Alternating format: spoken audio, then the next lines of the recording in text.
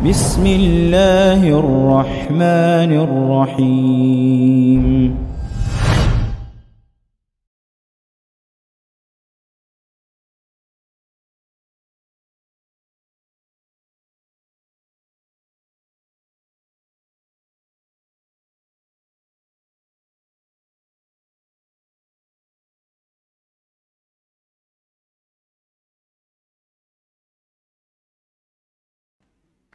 may yahdihillahu fala mudilla lahu wa may yudlil fala hadiya lahu. Asyhadu an la ilaha illallah wahdahu la syarika lah wa asyhadu anna Muhammadan abduhu wa rasuluh. Ya ayyuhalladzina amanu taqullaha haqqa tuqatih wa la tamutunna illa wa antum muslimun. Amma ba'd. Para pemirsa dimanapun Anda berada, rahimani wa rahimakumullah. Mari kita untuk senantiasa memuji dan bersyukur kepada Allah Subhanahu wa Ta'ala, yang mana Dia telah menganugerahkan kepada kita semuanya kenikmatan yang amat sangat banyak, yang tidak mungkin bagi kita untuk menghitungnya satu persatu.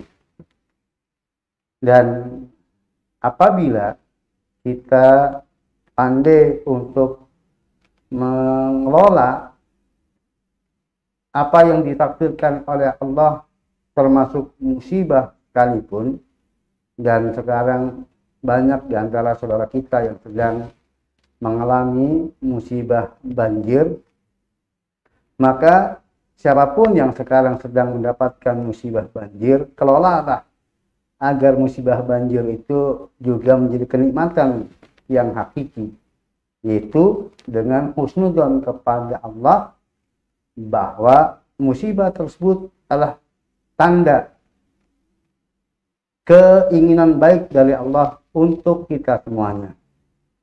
Dan yang jelas bahwa setiap musibah bagi kaum yang beriman adalah sebagai taksirud dzunub, sebagai menghapus sebagian dosa-dosa yang telah diperbuatnya, sehingga tidak menjadi beban baginya kelak di akhirat.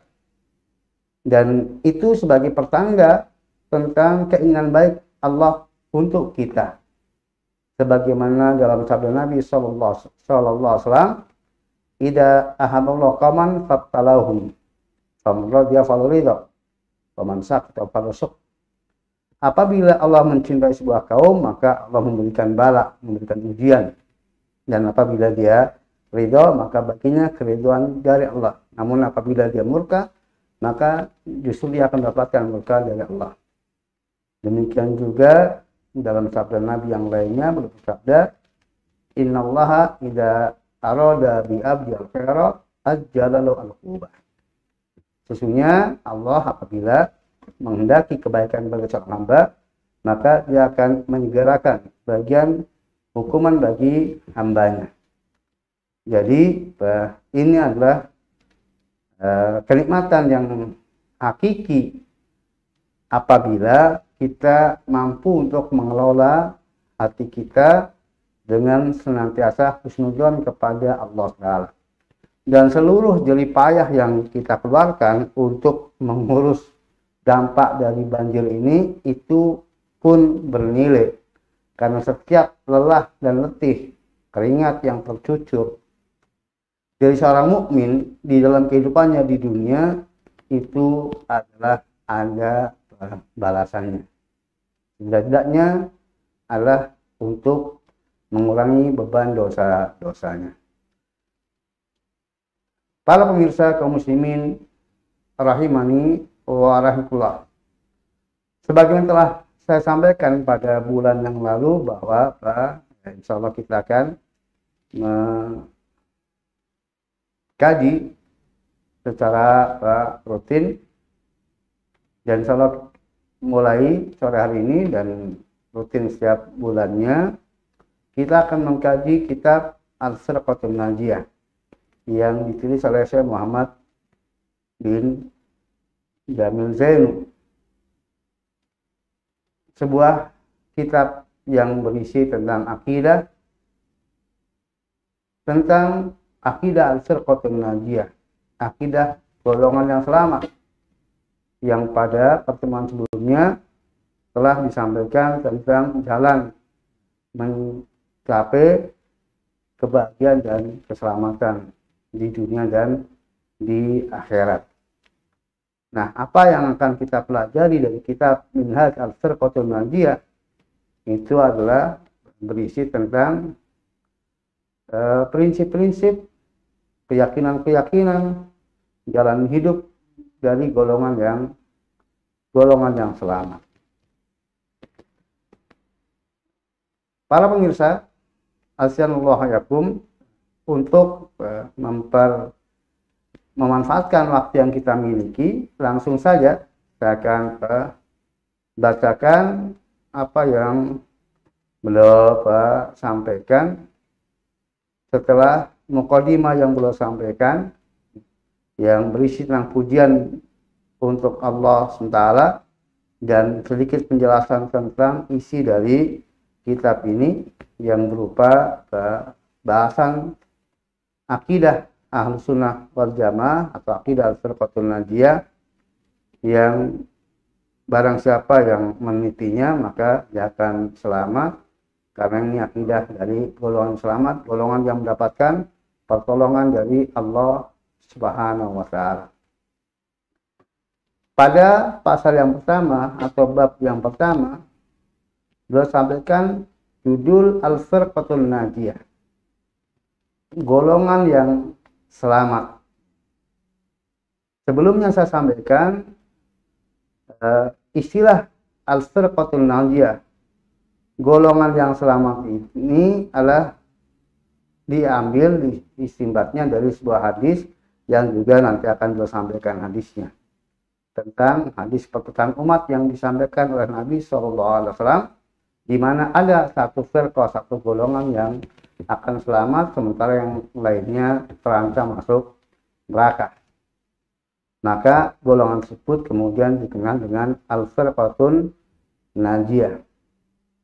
Di samping dikenal dengan al-Firqatun Najiyah, golongan tersebut juga dikenal dengan at-Ta'ifah al-Mansyurah, yaitu golongan yang atau kelompok yang mendapatkan pertolongan, yang tidak lain mereka itulah Ahlus Sunnah wal Jamaah, atau dikenal juga al-Hadis, dikenal juga dengan al-Asar, dan nama-nama yang lainnya yang semuanya lah merujuk kepada pemahaman yang benar di dalam beragama ini. Nah, apa saja yang beliau sampaikan di dalam bab yang pertama ini? Di dalam bab yang pertama ini beliau sampaikan beberapa ayat dan beberapa asar dari ulama.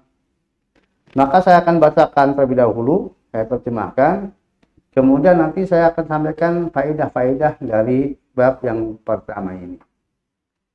Qala al-mu'alif rahimahullah, mu'alif Syekh Muhammad bin Jamil Zainu rahimahullah, beliau mengatakan al-awal, qala ta'ala, qala Allah ta'ala, wa'tasimu bihablillahi jami'a wa la tafarraqu.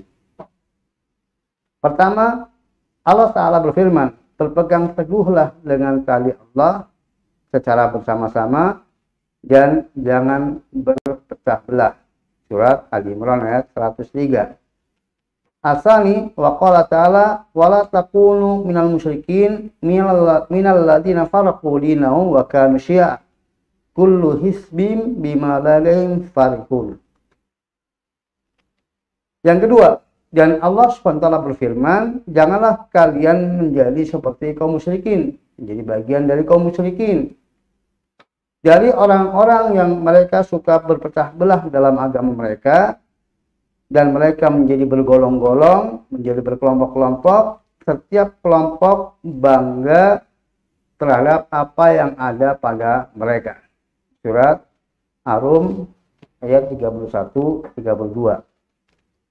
As-salis wa qala sallallahu alaihi wasallam usikum bittaqullah azza wajal was-sam'i wat-tha'ah wa in ta'ammaru alaikum abdun habasi fa inna may ya'is minkum fa sayara ikhtilafan katsira fa alaikum bisunnati wa sunnatil khulafa'ir rasyidina al-mahdiyina lama saku biha wa addu 'alaiha bin nawajid wa iyyakum wa muhdatsatil umur fa inna kulla muhdatsatin bid'ah wa kulla bid'atin dhalalah wa kulla dhalalatin finnar.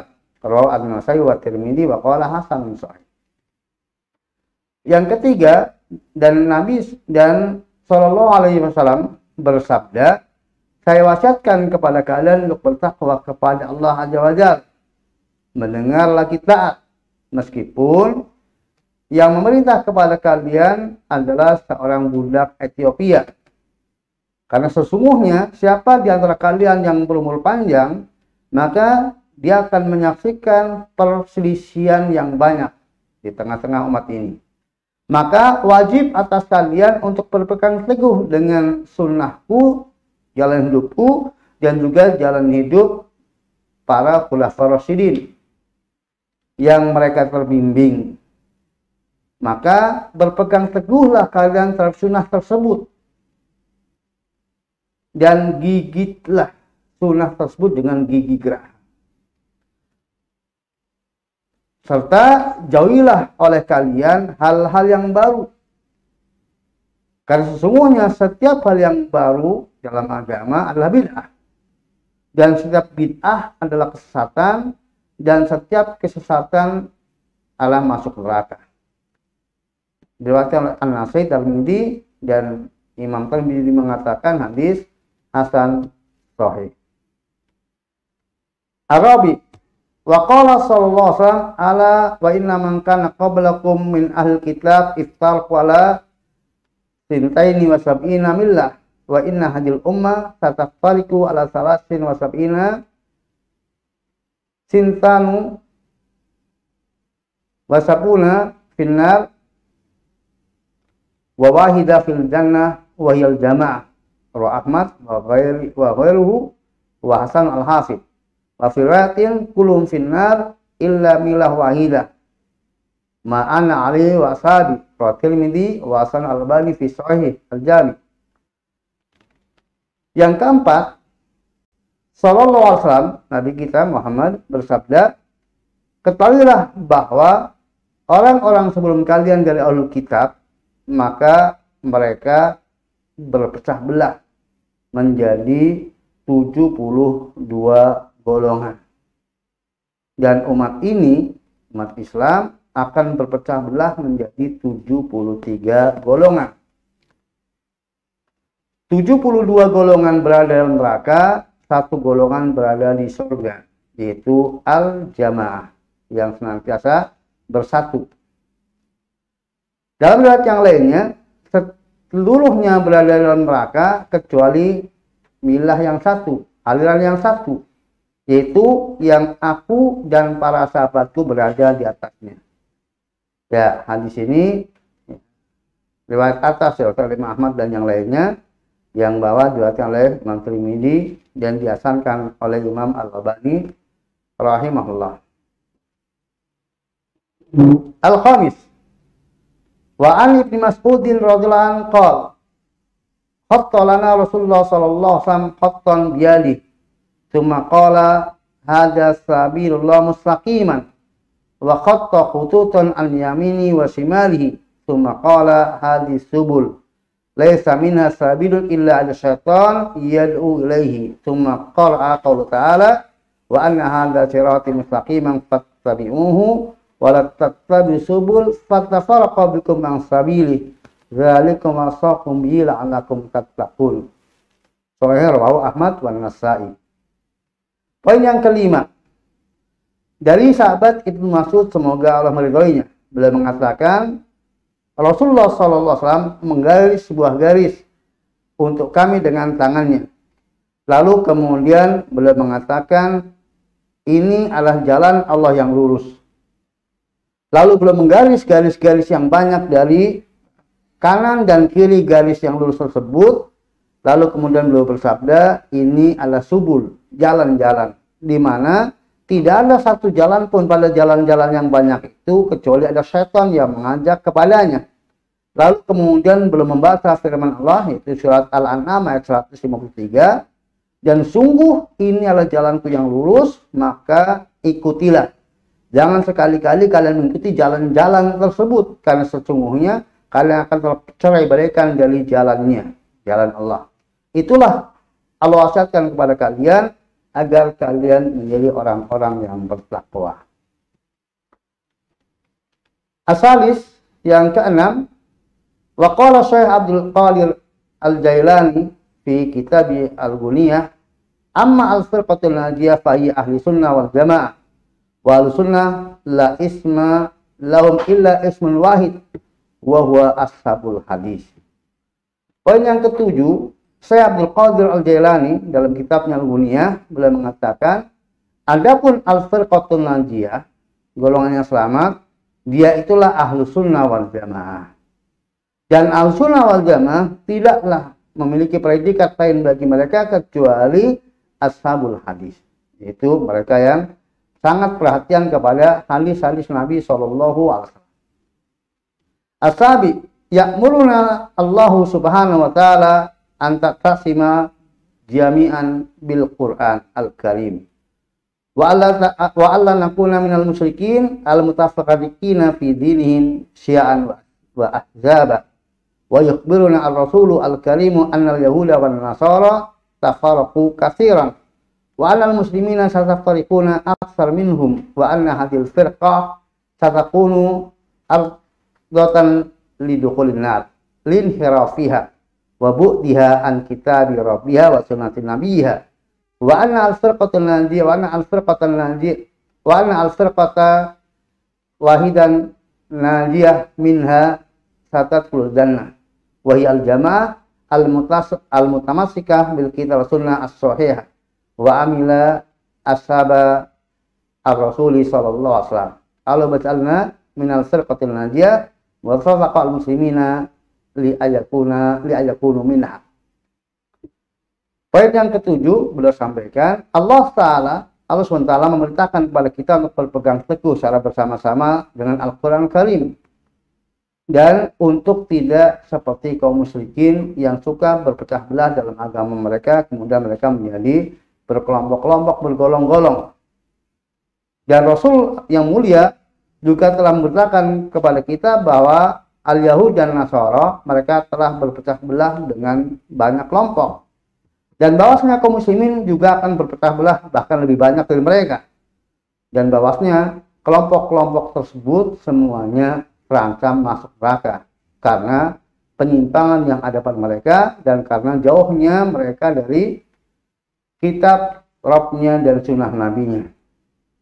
Dan adapun kelompok yang satu akan selamat dari neraka dan mereka akan masuk surga. Siapa itu? Yaitu al-jamaah yang berpegang teguh dengan Alkitab dan sunnah yang sahihah serta mengamalkan apa yang diamalkan oleh para sahabat Rasul Sallallahu Alaihi Wasallam. Kita memohon kepada Allah agar menjadikan kita menjadi bagian dari al-firqatul najiyah, golongan selamat, dan juga kita memohon agar Allah memberikan taufik kepada kaum muslimin untuk menjadi bagian dari al-firqatul najiyah. Para pemirsa rahimani wa rahimakumullah, itulah apa yang disampaikan oleh mu'allif Syekh Muhammad bin Jamil Zainu rahimahullah. Maka dari poin-poin yang beliau sampaikan di atas, saya akan sampaikan faidah-faidahnya untuk memudahkan bagi para pemirsa. Saya upayakan faidahnya dalam bentuk poin-poin, semoga bisa dipahami dengan mudah. Dari ayat yang pertama yang beliau bawakan, yaitu firman Allah, dan berpegang teguhlah dengan tali Allah semuanya dan jangan bercerai-berai, surat Al-Imran ayat 103. Maka faedah dari ayat di atas, yang pertama, kewajiban berpegang teguh dengan tali Allah. Kewajiban untuk berpegang teguh dengan tali Allah. Yang kedua, apa itu tali Allah? Tali Allah adalah Al-Quran yang tidak lain adalah agamanya. Jadi tentang tali Allah ada beberapa tafsiran yang kesemuanya sesungguhnya maknanya sama, yaitu ahlullah, Al-Quran, dan dinullah, al-Islam. Maka itu semuanya maknanya sama, yaitu agama Allah, dinul Islam, yang sumbernya lah Al-Quran. Yang siapa yang berpegang teguh dengannya, maka dia akan selamat. Kemudian poin yang ketiga, faedah yang ketiga adalah kewajiban untuk bersatu. Wa'tasimu bihamdillah jami'an. Itu untuk bersatu, tidak bercerai-berai. Poin yang keempat, apa yang dimaksud dengan bersatu? Bahwa yang dimaksud dengan bersatu mencakuplah bersatu dalam kebenaran dan di dalam satu komando wal amr.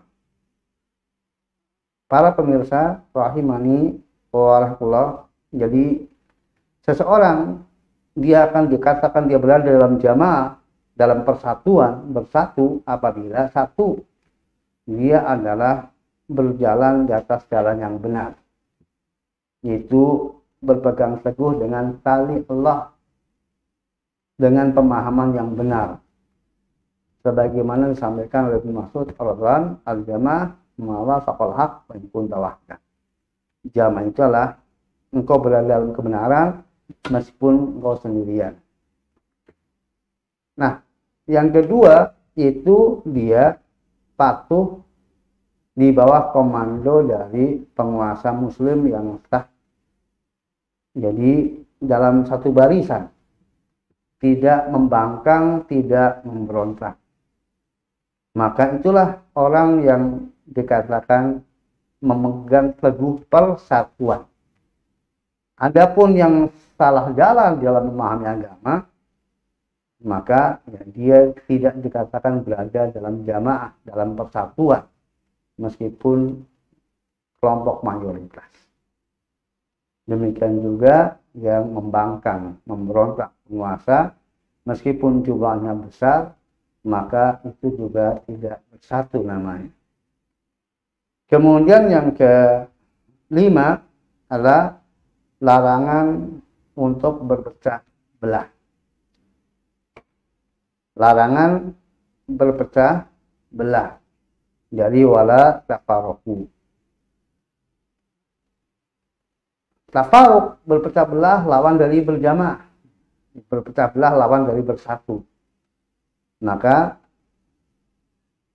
dikarenakan berpecah belah, suka bertikai, berselisih apabila keluar dari jalan kebenaran.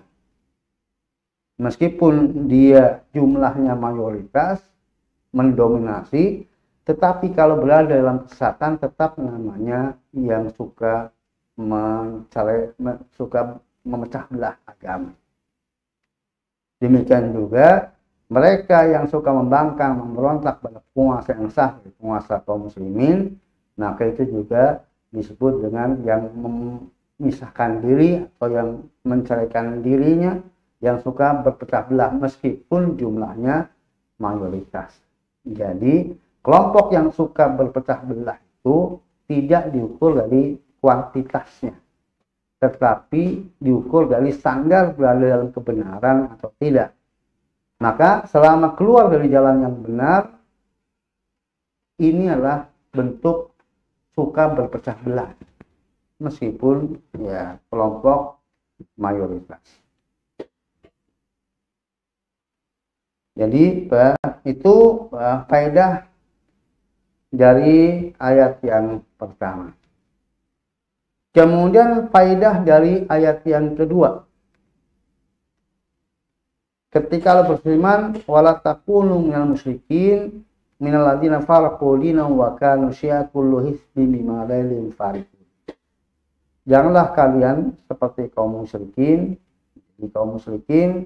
yang mana orang-orang yang suka berpecah belah dalam agama mereka, sehingga mereka berkelompok-kelompok, setiap kelompok bangga dengan apa yang ada pada mereka. Surat Rum ayat 31-32. Nah, dalam ayat ini ada beberapa faedah yang kita bisa petik. Yang pertama yaitu larangan tasabuh dengan orang kafir. Larangan menyerupai orang kafir.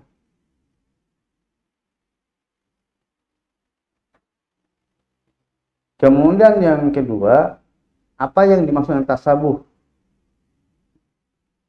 Tasabuh adalah menyerupai kekhususan suatu kaum.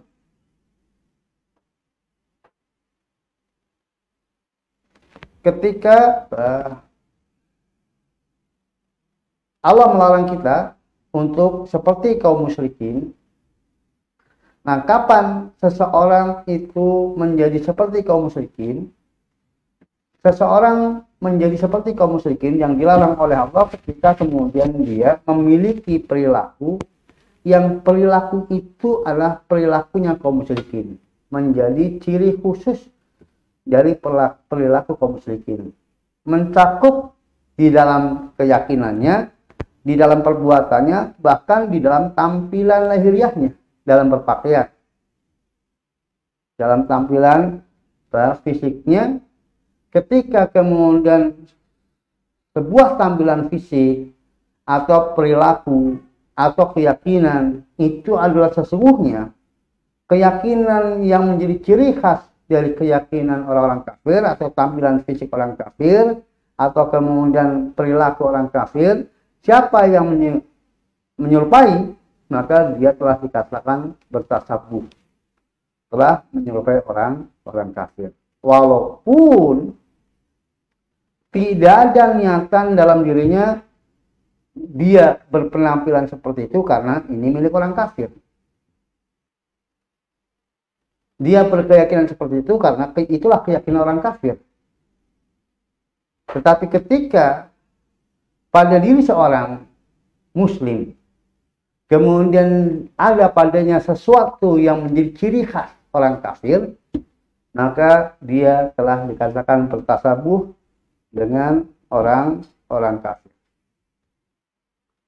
Itu faedah yang kedua dari ayat surat Rum ayat 31-32. Kemudian yang ketiga, karakter orang kafir diantaranya suka berpecah belah lalu membanggakan kelompoknya. Jadi antara perilaku yang itulah perilaku kekhususan orang kafir, yaitu suka berpecah belah, suka berbeda paham dalam paham agama yang menjadi paham yang benar, sehingga kalau kemudian ada orang muslim yang memahami agamanya keluar dari pemahaman yang benar, maka dia telah seperti orang-orang kafir, menyerupai orang kafir.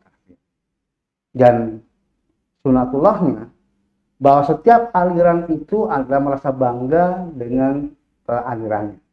Dan demikianlah orang-orang kafir. Maka demikian juga kaum muslimin yang mereka keluar dari jalan kebenaran, menyimpang dari jalan yang hak, maka mereka bangga dengan kesesatan yang dimilikinya. Dan mereka merasa bahwa apa yang mereka jalani, apa yang menjadi pedoman hidup mereka, itulah yang benar, yang terbaik. Maka mereka bangga. Walaupun hakikatnya itu adalah sebuah kesesatan, sebuah penyimpangan. Kemudian yang keempat, setiap perbuatan yang dinisbatkan kepada orang kafir adalah suatu keburukan. Setiap perbuatan yang dinisbatkan kepada orang kafir adalah suatu keburukan. Para pemirsa rahimani wa rahmatullah.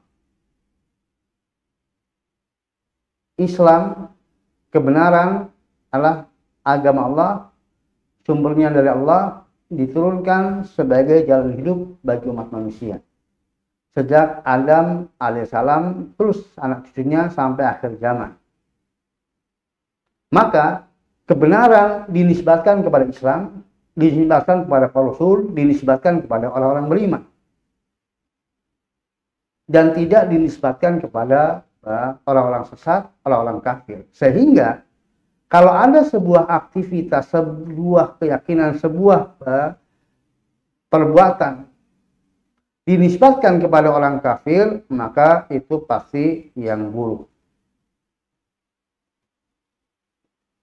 Di segala sesuatu yang dinisbatkan kepada non-muslim, kepada orang kafir, itu adalah sebuah keburukan. Maka tidak sepantasnya sebuah kebenaran dinisbatkan kepada kelompok-kelompok kekafiran atau kelompok-kelompok kesesatan. Karena al-hikmah dhalatul mu'min. Jadi hikmah itu adalah barang yang hilang milik orang mukmin. Maka ketika itu ditemukan, maka dinisbatkannya kepada orang mukmin. Sehingga kalau kemudian ada pada komunitas kafir, kemudian ada sesuatu yang benar pada mereka, itu hakikatnya milik kaum mukminin. Karena orang kafir itu hakikatnya tidak memiliki kebenaran. Demikian juga kalau ada suatu kebenaran berada dalam aliran yang sesat, maka itu hakikatnya milik kebenaran, milik kaum mukminin yang lurus. Hanya kebetulan ada pada aliran yang sesat tersebut. Sehingga prinsip bagi orang mukmin, maka kebenaran masih diterima dimanapun keberadaannya, meskipun kebenaran itu berada di dalam orang kafir, kebenaran itu berada dalam orang-orang sesat, karena hakikatnya itu milik kaum mukminin, milik al-firqatun najiyah, milik golongan yang selamat. Maka dia terima dan itu dia akui sebagai kebenaran dan menjadi jalan hidupnya. Adapun itu berada dalam komunitas orang-orang kafir, menjadi perilaku yang juga dilakukan orang-orang statusnya kafir atau statusnya sesat, maka itu sebenarnya adalah kebenaran milik kaum mukminin, milik pemilik jalan yang benar, bukan milik mereka yang sesungguhnya. Karena milik mereka yang sesungguhnya adalah kesesatan dan kekafiran tersebut. Jadi setiap segala sesuatu yang dinisbatkan, dikata ini sebagai perilaku ahlul kitab, ini sebagai perilaku kaum musyrikin, maka itu pasti yang keliru, pasti yang salah. Sebab yang benar tidak dinisbatkan kepada mereka. Poin yang kelima, larangan berbangga dengan sesuatu yang bersumber dari kebatilan. Jadi ketika sesuatu itu adalah produk asli kekafiran, produk asli kebatilan, maka tidak sepantasnya seorang berbangga dengannya. Karena orang hanya boleh berbangga, bergembira dengan kebenaran yang bersumber dari Allah Ta'ala. Adapun yang bersumber dari orang kafir, orang sesat, maka itu kekafiran dan kesesatan. Dan kalau kemudian itu sesuatu yang benar, itu hakikatnya mereka meminjam dari kaum mukminin.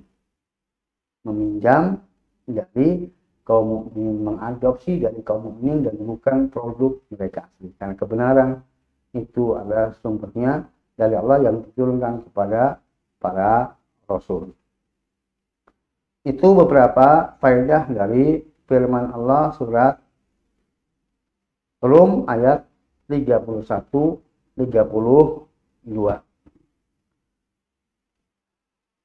Kemudian pada poin yang ketiga dari yang sambil adalah sebuah hadis Nabi SAW tentang wasiat Nabi SAW, di mana beliau bersabda, saya terjemahkan tadi sudah, saya wasiatkan kepada kalian bertakwa kepada Allah Azza wa Jalla, mendengar salat taat meskipun yang memerintah kepada kalian adalah seorang budak Ethiopia. Karena sesungguhnya barang siapa yang berumur panjang di antara kalian, dia akan melihat, menyaksikan perselisihan yang banyak. Maka wajib bagi kalian untuk berpegang teguh dengan sunnahku dan sunnah khulafa'ur rasyidin yang terbimbing. Berpegang teguhlah dengannya, gigitlah dengan gigi geraham sunnah tersebut, dan jauhilah atas kalian perkara yang baru, karena sesungguhnya setiap perkara yang baru adalah bid'ah, dan setiap bid'ah adalah sesat, dan setiap sesat adalah setiap kesesatan berada di dalam neraka. Para pemirsa rahimani wa rahimakumullah, dari hadis di atas saya sampaikan beberapa faedah, kita bisa petik beberapa faedah. Yang pertama, perpecahan umat Islam adalah sebuah kepastian yang telah ditakdirkan. Jadi umat Islam pasti akan terjadi berbagai macam aliran dan tidak mungkin untuk menyatukannya, meskipun kita diperintahkan untuk berusaha berada di dalam persatuan, tetapi sunatullah telah menyatakan, takdir Allah menyatakan bahwa umat ini pasti akan berpecah belah. Sehingga permasalahannya adalah bagaimana kita menjadi bagian dari umat yang tidak suka berpecah belah. Dan tadi sudah disampaikan bahwa siapapun yang dia berada di jalan yang benar, maka dia tidak berpecah belah, walaupun dituduh oleh pihak lain suka berpecah belah. Sekali lagi, siapa yang tetap berada dalam kebenaran, meskipun dia minoritas, maka dialah kelompok yang bersatu, yang berjamaah.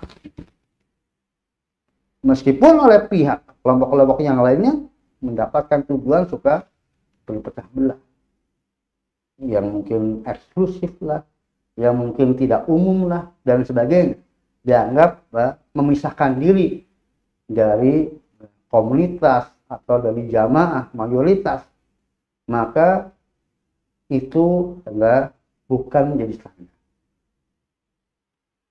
Tuduhan, predikat, gelaran yang disematkan oleh manusia, maka itu bukan standar.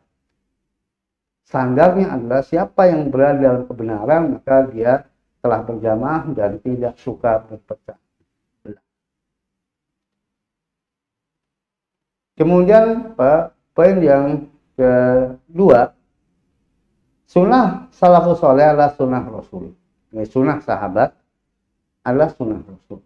Jadi dalam hadis di atas, ketika Nabi SAW menyebutkan alaikum bisunati wa sunatil khulafair rasyidin, lalu belum menggabungkan dengan satu kata ganti sunnah tersebut, maka satu kata ganti untuk dua yang digantikan itu menunjukkan bahwa dua hal tersebut merupakan satu kesatuan.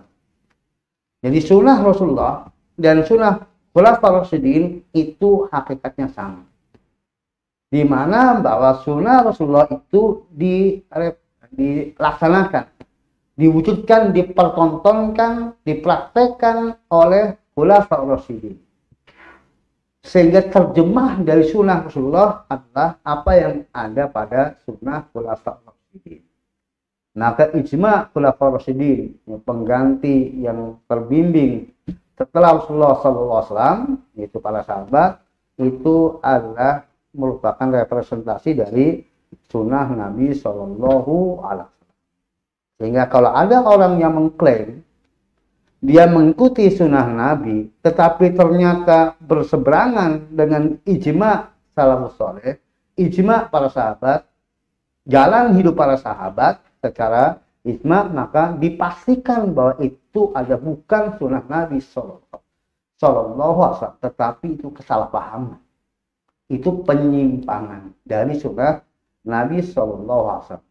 Jadi sesungguhnya merupakan kenikmatan yang luar biasa bagi umat ini ketika mendapatkan standarisasi untuk berjalan di atas sunnah Nabi Shallallahu Alaihi Wasallam, yaitu dengan adanya sunnah khulafaur rasyidin radhiyallahu anhum ajmain. Kemudian poin yang ketiga, tidak termasuk firqah sesat jika meladani manhaj salaf.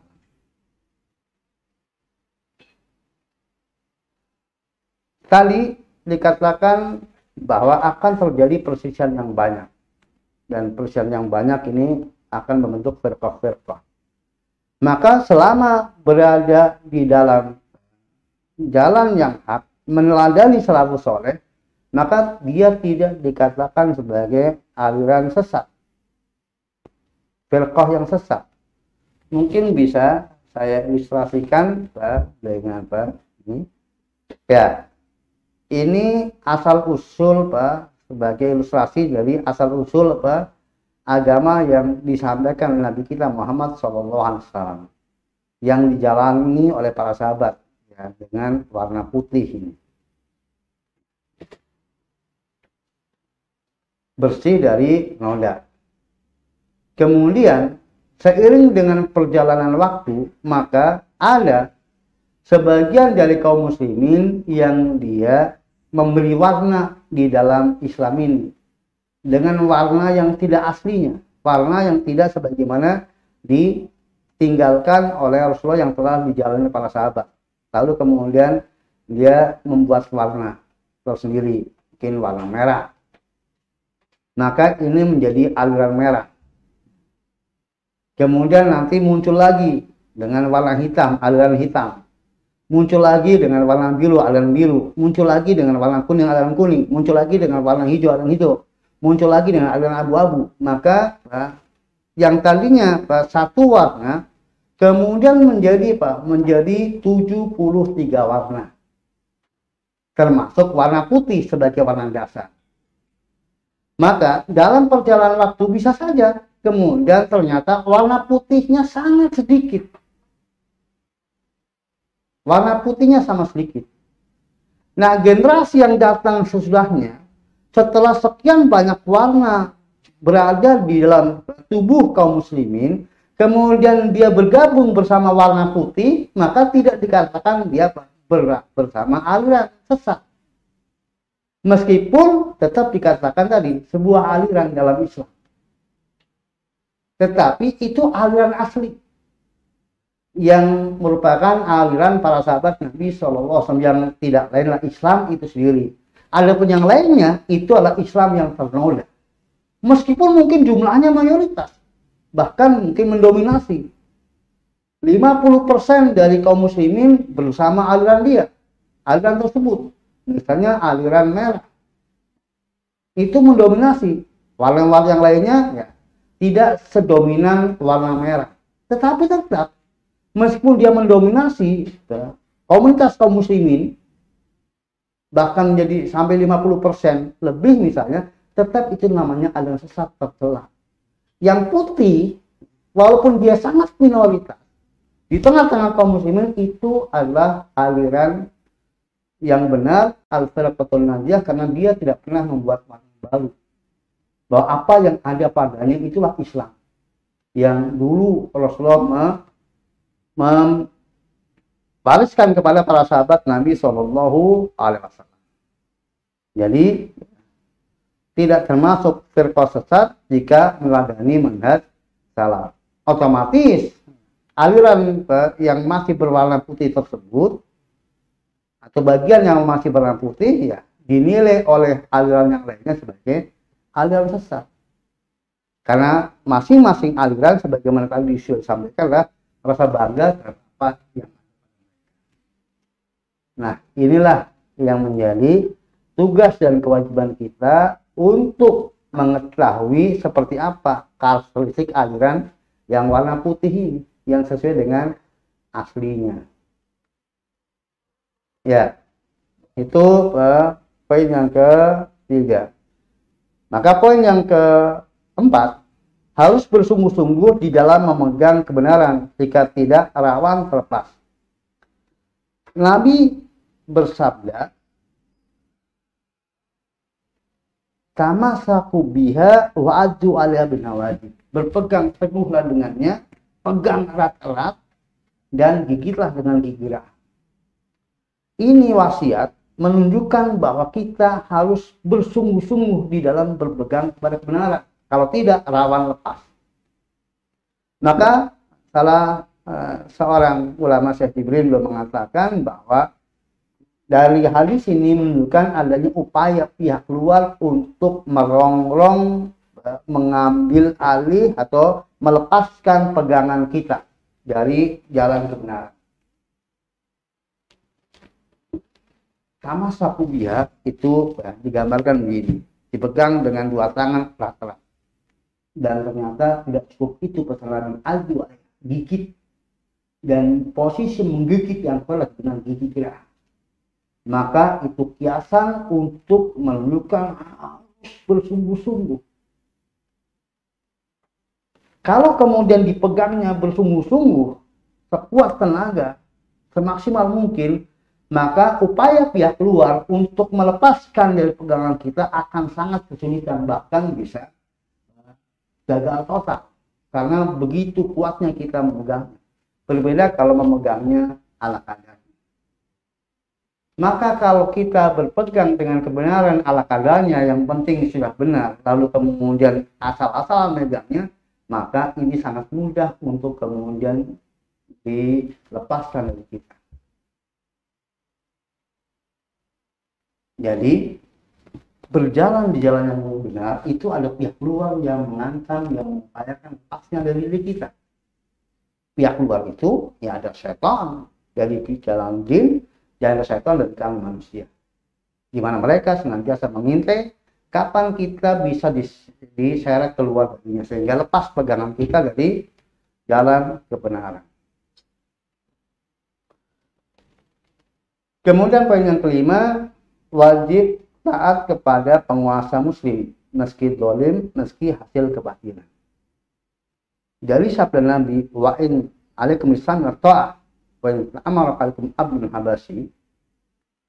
Jadi wajib bagi kalian untuk mendengar lagi taat meskipun kalian dikuasai oleh seorang budak Ethiopia. Secara syar'i, budak Ethiopia tidak layak jadi penguasa muslim. Jadi wal amal bagi kaum muslimin yang merdeka.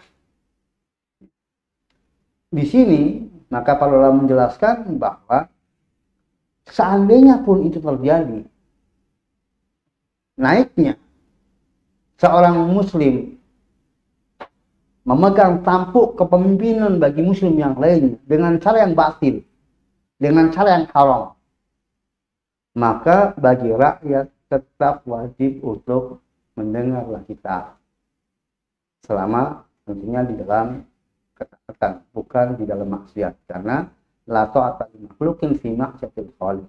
Tidak ada kewajiban untuk taat kepada makhluk sama ketika dalam durhaka kepada Allah, dalam urusan yang itu durhaka kepada Allah SWT. Maka ini pesan dari Nabi SAW sebagai rakyat jelata. Maka ya, ketika seseorang sudah berkuasa, kepemimpinan sudah stabil di tangannya dengan kekuatan yang dimilikinya, maka ya rakyat wajib untuk kemudian patuh dan taat. Meskipun itu cara mendapatkannya dengan cara yang batil, dengan cara yang curang, dengan mengkudeta penguasa yang sah, dengan cara-cara yang warisan dari orang kafir, di mana suara terbanyak walaupun orang-orang yang jahat yang menjadi pemilihnya kemudian lebih menang, sehingga lahirlah penguasa yang zalim, yang tidak kemudian adil kepada rakyatnya, maka tetap. Jadi dalam sabda Nabi sangat jelas mengisyaratkan meskipun penguasanya itu adalah mendapatkan kekuasaan dengan cara-cara yang curang, cara yang tidak benar, cara-cara yang mengisi syariat. Ketika dia sudah berkuasa, maka menjadi kewajiban bagi kaum muslim untuk mendengar dan mentaatinya. Kemudian yang keenam, setiap perkara baru dalam agama adalah batil, sesat, dan dinamakan bid'ah. Jadi kullu dari sabda Nabi, fa inna kulla muhdatsatin bid'ah wa kulla bid'atin dhalalah wa kulla dhalalatin finnar. 7. Bid'ah itu setiap urusan agama yang baru yang tidak ada dalilnya atau salah pemahaman terhadap dalil sehingga mengisi ijma. Jadi segala hal yang dikaitkan dengan agama, di atas namakan agama, dan tidak ada dalil yang hukumnya, atau itu adalah salah pemahaman bagi dalil, sehingga kemudian menghasilkan hadis yang ijma yang telah diwariskan dari itu bid'ah. Walaupun kemudian bid'ah itu dianggap baik oleh mayoritas kaum muslimin. Bid'ah adalah kesesatan. Sebaik apapun dugaan manusia tentang bid'ah tersebut. Karena Nabi telah tegas mengatakan bahwa fa inna kulla muhdatsatin bid'ah wa kulla bid'atin dhalalah. Kemudian hadis yang kedua yang beliau sampaikan adalah hadis tentang iftiraqul ummah. Hadis tentang perpecahan umat di mana Nabi SAW menceritakan bahwa umat-umat terdahulu telah berpecah belah menjadi 72 golongan dan umat ini akan berpecah belah dengan lebih banyak lagi. Maka semuanya akan masuk neraka kecuali satu, yaitu yang berada seperti Nabi dan para sahabatnya pada hari itu, atau juga yang disebut dengan jamaah. Maka jamaah adalah sebagaimana Nabi dan para sahabatnya. Siapa yang seperti Nabi dan para sahabatnya, itulah jamaah, seperti telah juga disinggung di atas tadi. Nah, dari hadis di atas ini, maka kita bisa petik beberapa faedah. Yang pertama, bahwa perpecahan adalah sunnah umat-umat terdahulu. Jadi ternyata berpecah belah dalam agama ini bukan hanya terjadi pada umat Islam. Umat-umat terdahulu pun begitu. Maka termasuk ciri kekafiran yang menonjol, ciri orang-orang kafir yang menonjol adalah suka berpecah belah. Maka inilah perilaku sunnah orang-orang kafir yang ditiru oleh kaum muslimin, yaitu suka berpecah belah. Apa maksudnya? Ya suka menyimpang dalam pemahaman agamanya, tidak mau tunduk dan patuh dalam paham yang benar.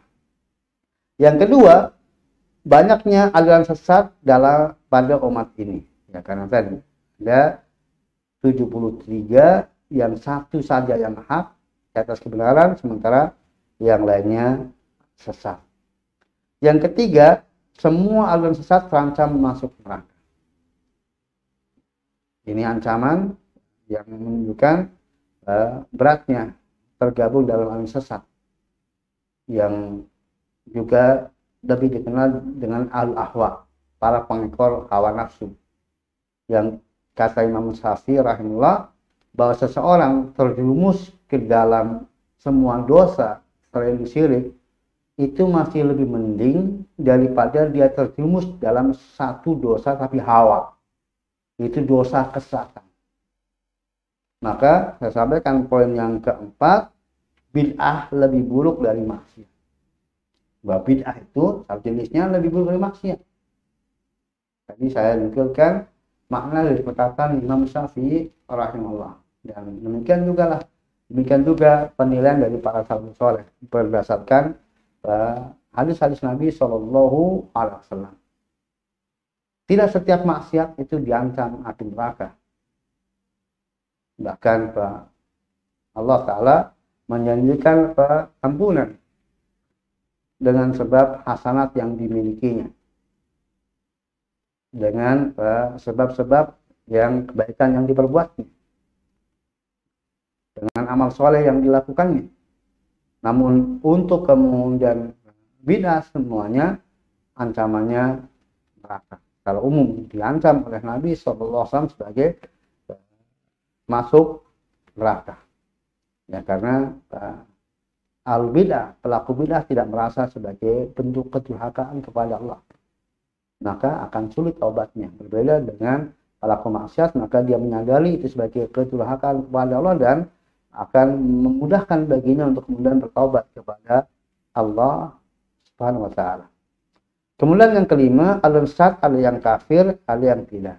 Jadi ditinjau di hukumnya bahwa al-firqah, firqah yang ada dalam Islam ini, ada yang kafir keluar dari Islam dan ada yang belum keluar dari Islam.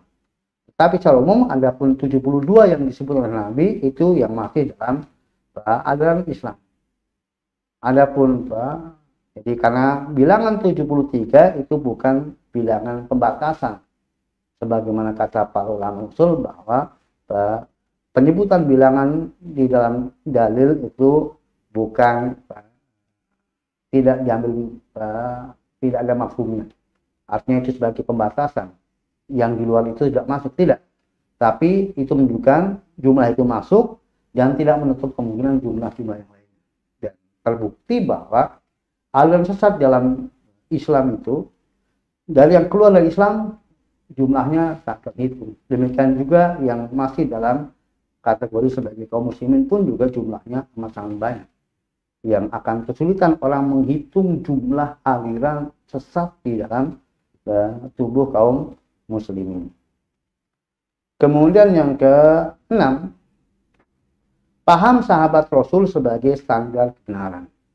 Jadi ketika kemudian Nabi bersabda wayal jamaah, dan azan yang satu jamaah, itu yang aku dan para sahabatku berada di atasnya, itu menunjukkan bahwa ada standarisasi untuk menyatakan ini loh jalan yang hak, inilah jalan kebenaran, inilah jalan al-firqatul najiyah, itu ada standarnya, yaitu paham salaf saleh. Maka siapapun yang mengklaim bahwa jalannya adalah jalan kebenaran, tetapi ternyata tidak atau bukan atau berseberangan dengan jalan salaf saleh, maka dipastikan itu adalah jalan kebatilan, meskipun dia kekeh mengaku itu sebagai jalan kebenaran. Kemudian yang ke-7, al-jamaah adalah berpaham yang benar dan berada dalam satu barisan dalam melaksanakan tata kehidupan di bawah komando Sultan Muslim. Itu tadi dijelaskan tentang hakikat al-jamaah. Jadi dari dua makna jamaah yang terpokoklah dia berada dalam kebenaran terlebih dahulu. Jadi dia jalan hidupnya dalam beragama ini, meniti kehidupan dunia ini berada dalam jalan yang benar, maka dia berada. Kemudian dia sebagai hamba rakyat yang patuh kepada penguasanya selama bukan dalam kemaksiatan dari penguasa-penguasa muslim. Kemudian yang berikutnya adalah faedah hadis yang ketiga tentang apa yang disampaikan oleh Ibnu Mas'ud radhiyallahu ketika Nabi SAW membuat garis lurus dan garis-garis yang banyak yang menyimpang dari garis yang lurus, lalu belum membaca firman Allah surat Al-An'am ayat 153. Maka faedah dari hadis ini, pertama, jalan kebenaran hanya satu, sementara jalan kesesatan itu banyak. Yang tadi sudah disinggung.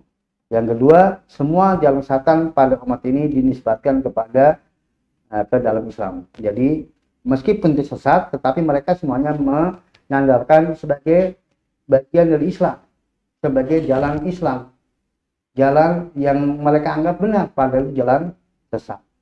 Kemudian yang ketiga, syaitan selalu memperdaya dan mengelabui manusia agar mengikuti jalan kesesatan sehingga tetap merasa benar meskipun hakikatnya telah sesat. Tadi Nabi gambarkan bahwa jalan yang keluar di jalan yang hak tadi ada setan yang mengajak manusia. Dan tentunya supaya manusia itu mau mengikuti jalan yang menyimpang tadi, ya dikelabui. Diberikan rayuan dan diberikan hiasan sehingga menarik dan orang suka menjalannya dan bahkan merasa benar padahal hakikatnya itu sesat. Qul hal nabiyukum bil akhsarina a'mala alladzina dhalla sa'yuhum fil hayatid dunya wa hum yahsabuna annahum yuhsinuna sunnah. Demikian kata Allah surat. Katakanlah, maukah aku beritakan kepada kalian siapa orang yang paling merugi amal di dunia?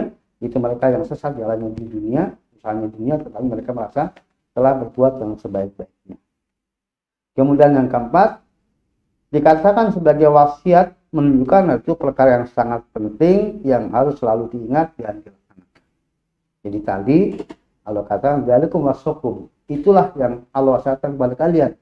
Dan Ibnu Mas'ud pun mengatakan barang siapa yang menginginkan melihat, membaca wasiat Nabi SAW, maka hendaklah dia membaca surat Al-An'am 151 sampai 153. Maka Al-An'am 153 adalah merupakan wasiat Allah dan itu pula wasiat Nabi SAW. Allah istilahkan sebagai wasiat menunjukkan ini hal yang sangat penting yang harus diperhatikan dan harus dilaksanakan. Dia melebihi wasiat siapapun dari sesama manusia, termasuk wasiat orang tua. Ini wasiat yang jauh di atas segala wasiat yang ada dari wasiat manusia. Nah, demikianlah ikhwafidin rahimani wa rahimakumullah, para pemirsa,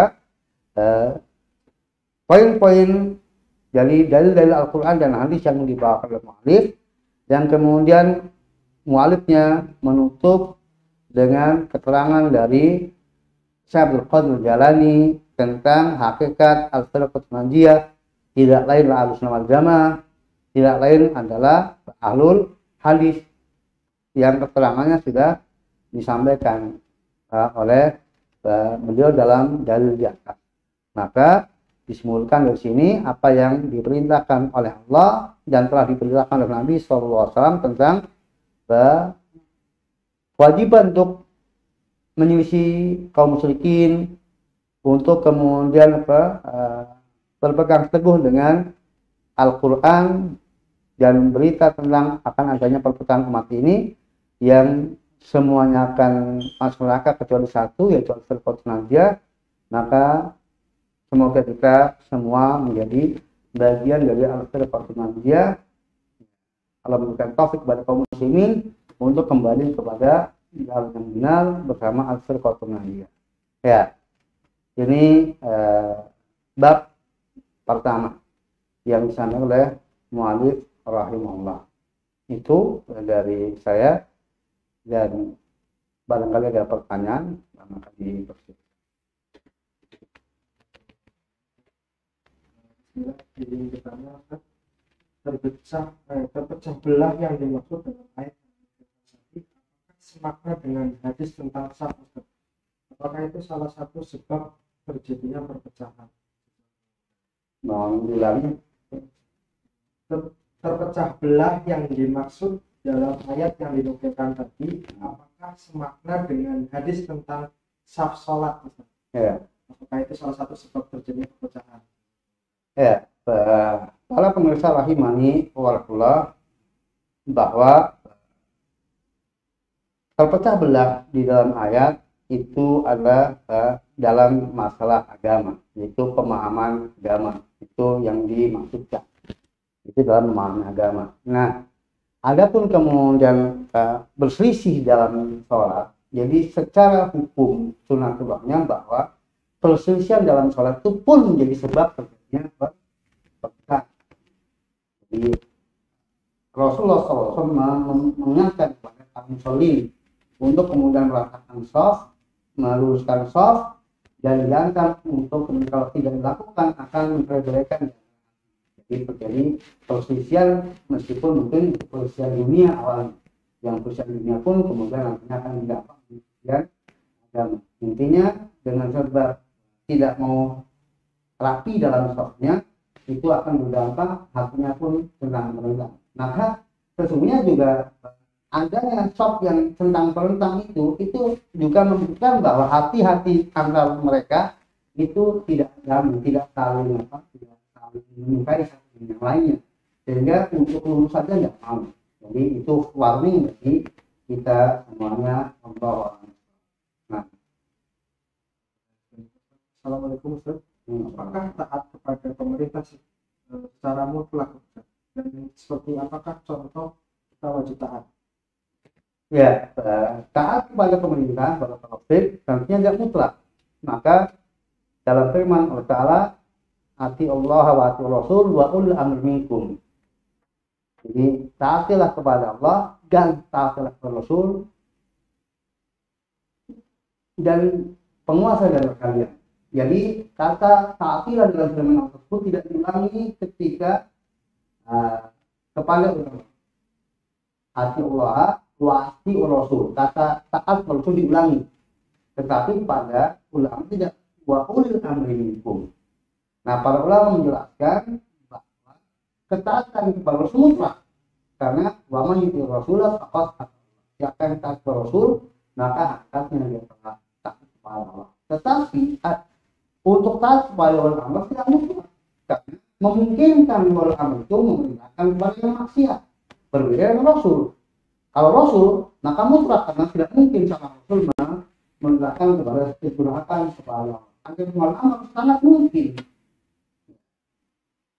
mungkin mereka zalim untuk diri sendiri, dan mungkin juga mereka zalim untuk orang lain dari sisi bahkan sampai memerintahkan kepada orang lain untuk durhaka kepada Allah. Maka ketaatannya tidak mutlak, dibatasi dengan selama tidak bermaksud. Maka itu dengan firman Allah Nabi, la ta'ata li makhluqin fi ma'siyatil khaliq. Tidak ada ketaatan kepada makhluk, yang juga termasuk wal amr dalam hal yang durhaka kepada Allah. Innama ta'atu fil ma'ruf, kata Nabi. Ketaatan hanya dalam hal yang makruh, yaitu yang tidak bermaksiat.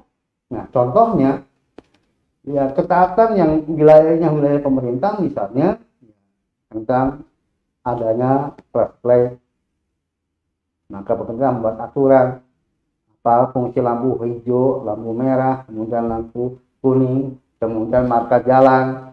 Nah, itu adalah sesuatu yang apa? Yang makruf, yang wajib taati, walaupun ya secara dalil Alkitab Rasulullah tidak ada secara khusus perintah untuk mentaati lampu flashlight atau marka jalan, tetapi itu dibuat untuk kemaslahatan.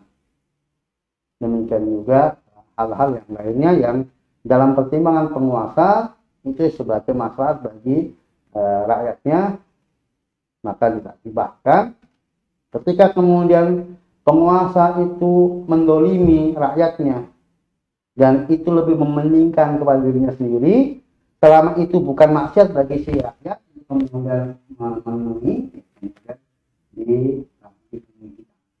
mungkin dia menarik upeti atau menarik yang sesungguhnya tidak ada, bahkan lebih kepada untuk diri mati sendiri misalnya, kan sudah untuk mengerem adanya kemadharatan yang lebih besar bagi rakyat, maka walaupun rakyat menjadi pihak yang dirugikan, toh dosanya dia yang menanggung, dan rakyat juga tidak berdosa ketika kemudian dia mempunyai apa yang diminta oleh penguasa, karena dampaknya justru kemudian menjadi buruk apabila dia menentangnya, sehingga bersabar atas kezaliman penguasa.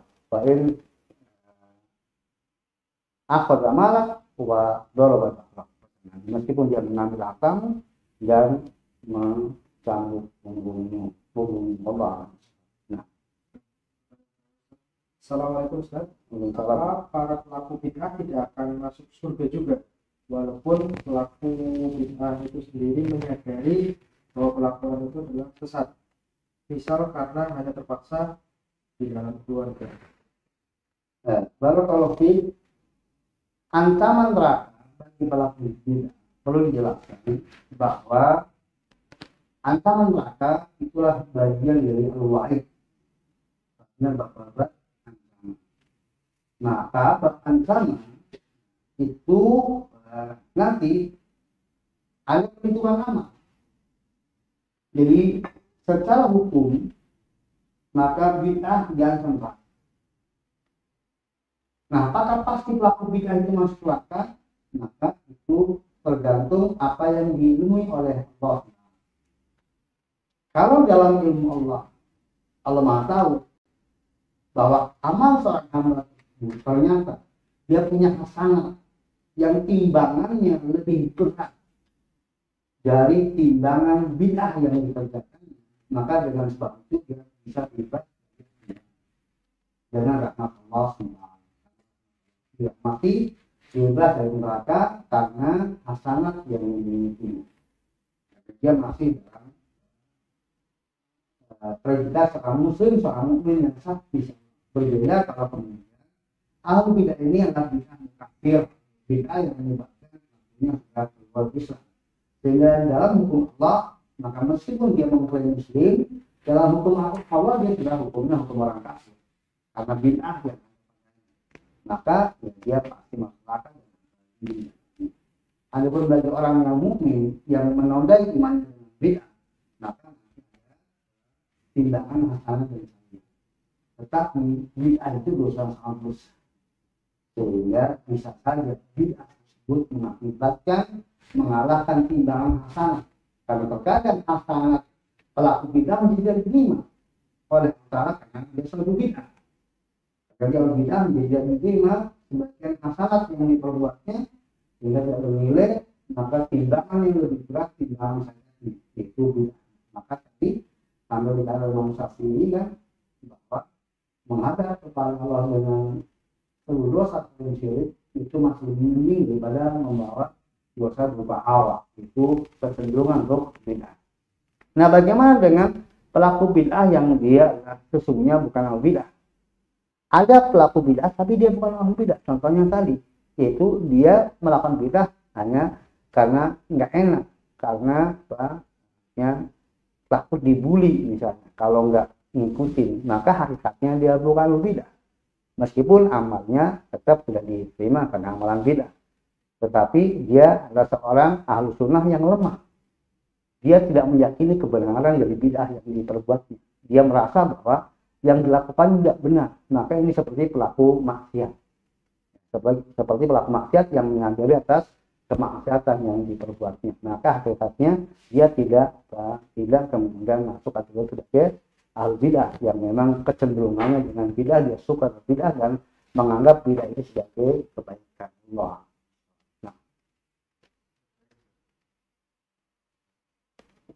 Ya, ikhlas rahimani wallah.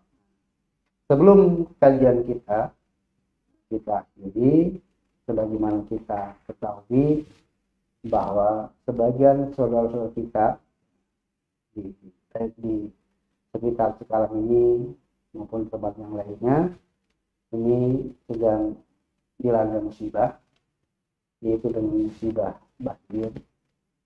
Meskipun kepada saudara-saudara saya yang sedang mengalami musibah, maka bersabarlah atas musibah tersebut dan senantiasa husnudzon kepada Allah atas musibah tersebut, bahwa di balik itu semuanya ada hikmah, dan mohonlah kepada Allah ganti yang lebih baik dari apa yang rusak akibat musibah banjir tersebut.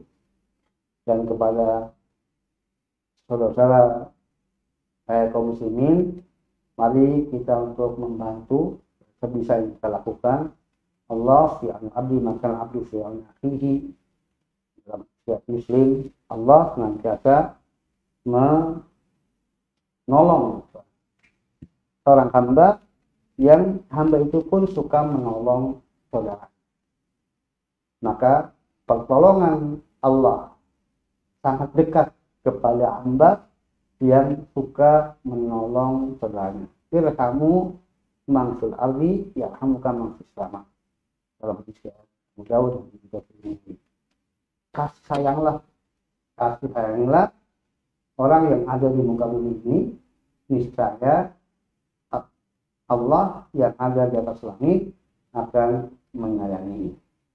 Maka bahkan di sini perbuatan kasih sayang tidak hanya dibatasi kepada sesama kaum muslimin.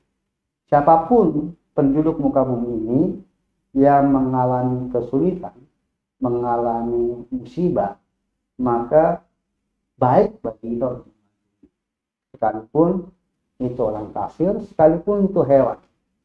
Sebagaimana kita tahu dalam kisah yang sahih dari Nabi SAW, bahwa seorang berzina itu diampuni dosa-dosanya oleh Allah disebabkan karena dia membantu mengatasi penderitaan yang dialami oleh seekor anjing.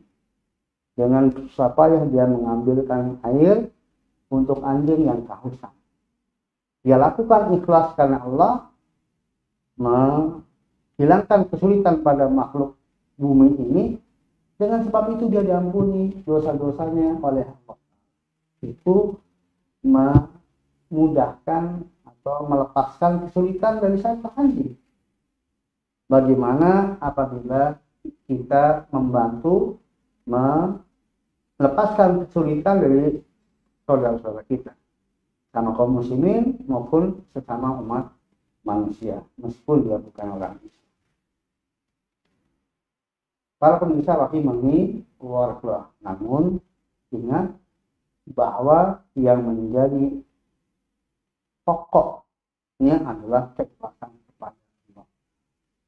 Jadi kita membantu meringankan beban mereka itu semata-mata sebagai pengabdian kita kepada Allah untuk mendapatkan rahmat Allah Ta'ala, khususnya di akhir kelak. Bagaimana janji Nabi SAW bagi yang melepaskan kesulitan saudaranya dari kesulitan dunianya, maka Allah akan melepaskan baginya kesulitan di akhirat.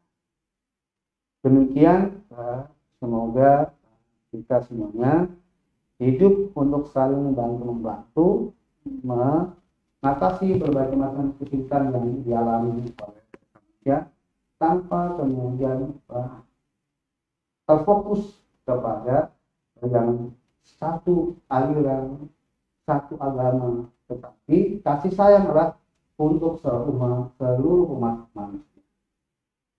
Ingat, kasih sayang, perbuatan baik adalah untuk seluruh umat manusia. Itulah Islam yang ada. Adapun kebenaran itu hanya milik al-Qur'an. Tapi kasih sayang harus diberikan kepada semua umat Allah. Demikian, Assalamualaikum warahmatullahi wabarakatuh. بسم الله الرحمن الرحيم